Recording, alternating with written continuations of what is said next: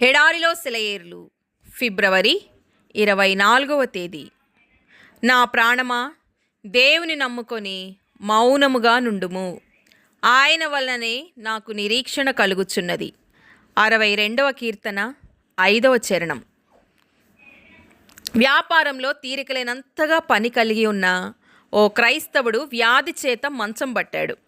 విరామం లేకుండా పనిచేసిన అతడు పూర్తిగా ఆగిపోవలసి వచ్చింది. అవిశ్రాంతంగా పనిచేసిన కాళ్ళు చేతులు మంచం మీద నిర్జీవంగా పడి ఉన్నాయి. కనీసం ఒక్క మాట కూడా మాట్లాడలేనంత బలహీనంగా ఉన్నాడతను.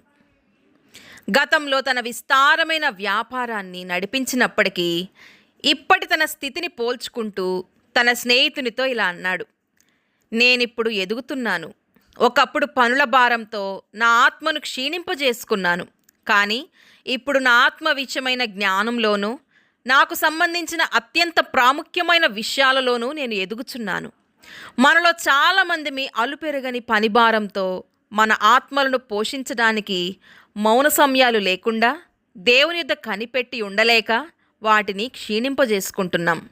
అలాగైతే మనల్ని బలవంతంగా ఆపి కొంతకాలం మన చేతులలో పని లేకుండా చేసి మన హృదయాలలో ఉన్న 1000 చింతలను ఖాళీ చేయించి దేవుని వైపు వాటిని మళ్లించి ఆయన దగ్గర నేర్చుకునేలా చేసే ఆ రోగం లేక విచారం ఎంత మంచిదో.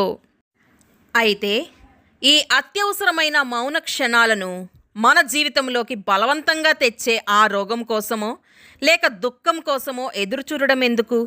ప్రతిరోజు ఈ రణగొణ ధ్వనులకు దూరంగా, భయానకమైన ప్రపంచానికి దూరంగా వెళ్ళి దేవుని ముఖంలోనికి, మన హృదయాలలోనికి తొంగి చూస్తూ మనకు ఎంతో అవసరమైన విషయాలు నేర్చుకొని దేవునిలో ఉన్న జీవజలముల నుండి రహస్యమైన శక్తిని, జీవాన్ని పొందడానికి కొంత సమయం మనకు మనమే కేటాయించుకుంటే ఎంత బాగుంటుందో కదా.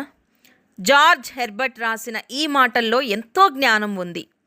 వీలైనంత వరకు కొన్నిసార్లు ఒంటరిగా ఉండు.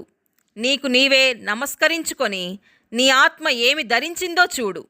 నీ అంతరంగంలోకి తొంగి చూచేందుకు సాహసించు. ఎంతైనా అది నీ సొంతం. దాన్ని తలకిందలు చేసి అక్కడ నీకు ఏమేమి దొరుకుతాయో చూడు. ప్రయాసతో, పోరాటంతో కూడిన ప్రతి దినంలో మనకు దక్కే ఈ పవిత్రమైన నిశ్శబ్ద సమయాలతో మనం బలవంతులమై ప్రతి సత్కార్యమునకు సిద్ధపడి ఉంటాం. ఈ విధంగా దేవుని కొరకు కనిపెట్టుకొని ఉండడం ద్వారా మనలో వ్యర్థమైన శక్తిని పునరుద్ధరించుకుంటాం. అప్పుడు అలయక పరిగెత్తగలం, సొమ్మసిల్లక నడుస్తుంటాం, పక్షిరాజుల వలె రెక్కలు చాపి పైకి ఎగిరిపోతాం. దేవుడి మాటలను దీవించునుగాక. ఆమెన్.